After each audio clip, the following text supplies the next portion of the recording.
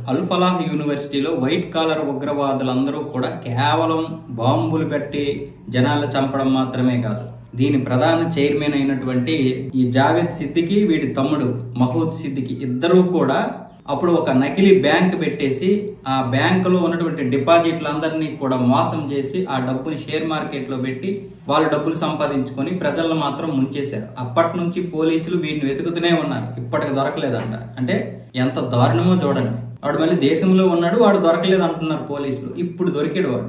అంటే పగడ్బందీగా పోలీసులు అనుకుంటే చేయగలరు, కానీ వీళ్ళందరూ డబ్బులు మారడం వల్ల, అందరి చేతులు తడపడం వల్ల ఎవడ వాడు ఎక్కడ వాడు గప్చిప్ అయిపోయాడు. ఇప్పుడు ఈ అల్ ఫలాహ్ యూనివర్సిటీ మీద తీవ్ర ఒత్తిడి రావడం, ఈ ఇందులో ఉన్నటువంటి వైట్ కాలర్స్ ఉగ్రవాదులు ఉండడం, అందరూ డాక్టర్స్, వైట్ కాలర్స్ అంటే డాక్టర్స్, ఈ డాక్టర్స్ అందరూ కూడా ఉగ్రవాదులు అవ్వడం వల్ల ఆ యూనివర్సిటీ మీద ఒత్తిడి రావడం, పైగా జావేద్ సిద్దికి కూడా నేరాలు చేశాడు. వాడు 2005లో మళ్ళీ కాంగ్రెస్ హయాంలో బయటకు వచ్చేసాడు ఈ యొక్క దీని మీద, ఈ బ్యాంకు దోపిడీ మీద. ఇలా అనేక విధాలుగా మన మీద దోపిడీలు చేస్తూ, దౌర్జన్యాలు చేస్తూ, ఆర్థిక దోపిడీలు, అమ్మాయిల దోపిడీలు, ప్రాణాల దోపిడీలు, దేశ దోపిడీలు, మొత్తం అన్ని వీళ్ళే దోచుకుంటూ ఇష్టం వచ్చినట్లు చేస్తూ చివరికి వాడైతే ఈ రోజు అరెస్ట్ అవ్వడం జరిగింది. వాడిని ఇప్పుడు పట్టుకుని తిత్తి తీస్తున్నారు.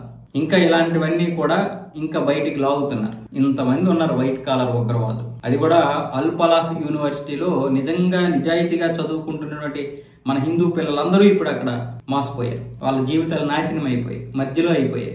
అందరినీ అవమానించాల్సి వస్తుంది, అనుమానించాల్సి వస్తుంది. అనుమానించడం వాళ్ళ అవమానంగా ఫీల్ అవ్వడం. పైగా ఎందుకు రోజుకు ఒక ఇద్దరు దొరుకుతూనే ఉన్నారు అదే యూనివర్సిటీ నుంచి. కేవలం ఆ రోజు దొరికినటువంటి ప్రధానమైనటువంటి 5 మాత్రమే కాదు, ఇంకా చాలా మంది దొరుకుతూనే ఉన్నారు అక్కడ. పైగా చైర్మన్ జావేద్ మహమ్మద్ సిద్దికే ప్రధానమైనటువంటి సూత్రధారి. వాడికి తెలియకుండా ఏం జరగవు కదా, వాడే ప్రధాన సూత్రధారి. ఇన్ని దారుణాలు జరుగుతున్నాయి దేశంలో చదువు పేరుతో కూడా.